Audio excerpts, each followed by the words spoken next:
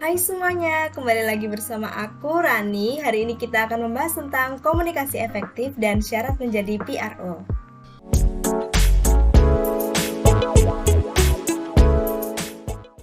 Sebelum kita mulai, mungkin masih ada yang bertanya-tanya nih, maksud dari komunikasi efektif itu apa sih? Jadi, komunikasi seperti yang kita ketahui merupakan proses penyampaian pesan dari pengirim pesan kepada pihak penerima pesan. So, komunikasi efektif itu sendiri adalah komunikasi yang mengandung unsur-unsur komunikasi, yang mana pesan yang disampaikan itu dapat dipahami oleh penerima pesan. Komunikasi efektif yang dilakukan ini juga diharapkan bisa untuk menghindari salah persepsi sekaligus mengubah sikap dari komunikan. Next, PRO itu sendiri merupakan singkatan dari Public Relations Officer. Menurut Ruslan, tugas seorang PRO ialah menunjang kegiatan manajemen dalam mencapai tujuan perusahaan, membina hubungan yang baik antara internal dan eksternal perusahaan, menciptakan komunikasi dua arah antara perusahaan dan publik sebagai penyebar informasi, dan dapat melayani publik beserta perusahaan demi kepentingan bersama. Dalam mewujudkan komunikasi yang efektif ini, tipe komunikasi yang diterapkan oleh seorang PRO adalah komunikasi dua arah dan timbal balik. Contohnya seperti apa nih? Dalam lingkup internal perusahaan seperti karyawan, komunikasi antara PRO dengan karyawan biasanya melalui yang pertama, media house journal, berita seputar karyawan, manajemen, surat opini karyawan, dan sebagainya.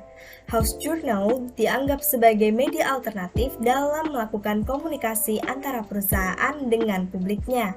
Bentuk house journal dan isinya tidak berbeda jauh dengan pers komersial, yang membedakannya hanya pada segmentasi publik pembacanya, yaitu lebih khusus.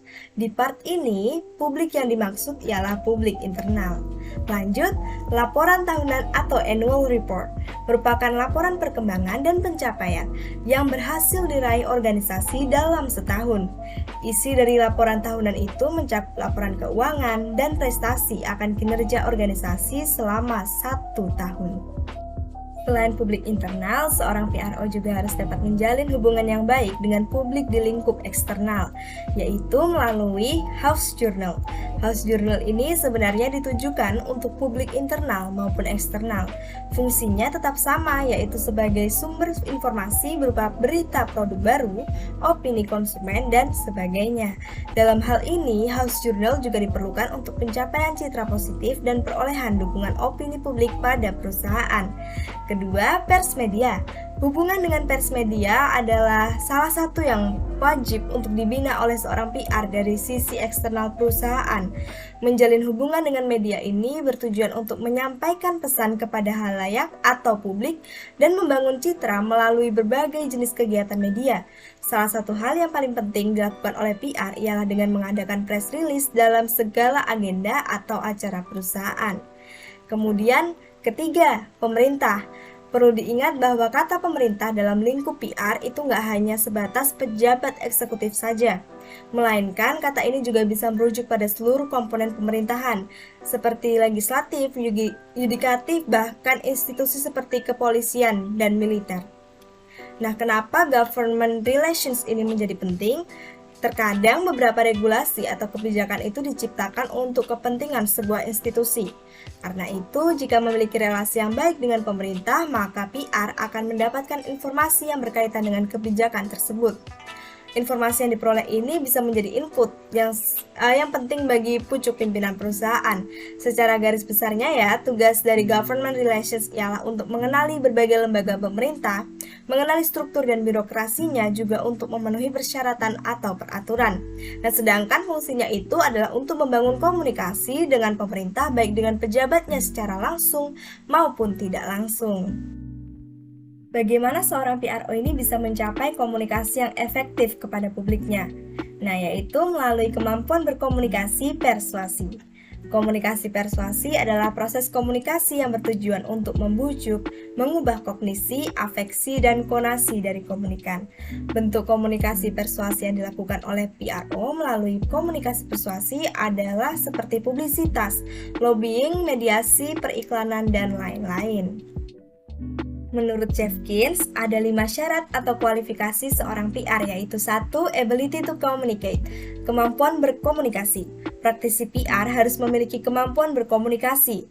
Communication skill dalam PR adalah kemampuan untuk mengekspresikan pemikiran, perasaan, keinginan melalui komunikasi verbal atau komunikasi nonverbal untuk mendapat pengertian orang lain dan membangun image positif perusahaan atau organisasi.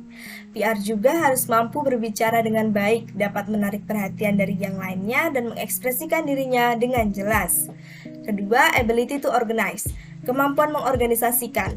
Kemampuan mengorganisasikan berarti mampu membuat rencana, memulai dan bekerja dengan baik hingga akhir. Kemampuan mengorganisasikan adalah kebutuhan yang tetap yang pastinya hal ini juga harus didukung oleh kemampuan manajemen yang baik. Ketiga, ability to get on with people, kemampuan membina relasi dengan publik.